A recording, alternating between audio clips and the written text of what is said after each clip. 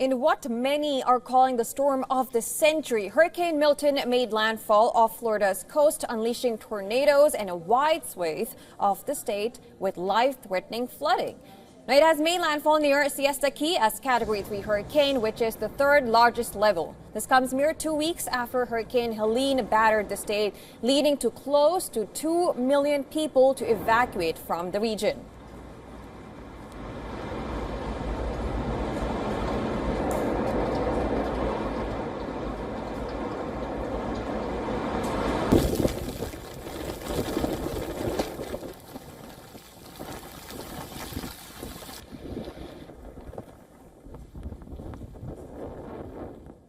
All right, just to give you the latest and want to know about Hurricane Milton. Hurricane Milton made landfall near Siesta Key, Florida, Wednesday night as Category 3 storm. It has since weakened to Category 1. The storm is on track to rake across Florida Peninsula after landfall and head into the Atlantic Ocean.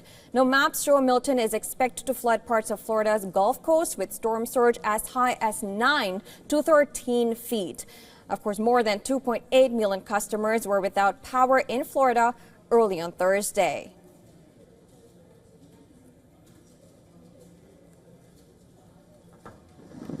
In the city of Sarasota, near Siesta Key, gusts of wind blew panes of glass from buildings on the waterfront. The streets were deserted and trees swayed almost horizontal, barely able to withstand the wind.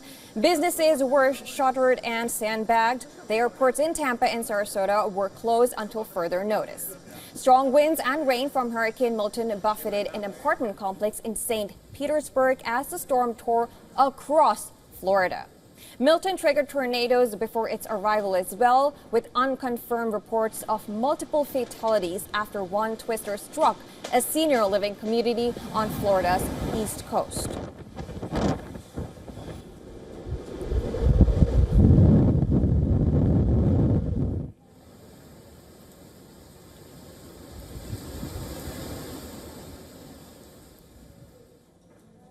The White House said that President Joe Biden was briefed on the initial impacts of Milton.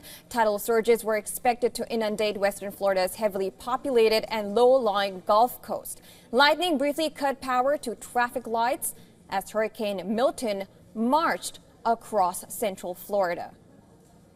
Now, streets are flooded in the U.S. city of Fort Myers as Hurricane Milton blasts ashore in Florida as well. Milton is later expected to rip through inland areas towards the Atlantic Ocean, with tourist hub Orlando, home to Disney World, in its path. In cities up and down Florida's western coast, the wind howled fiercely and torrential rain fell as people took shelter wherever they could.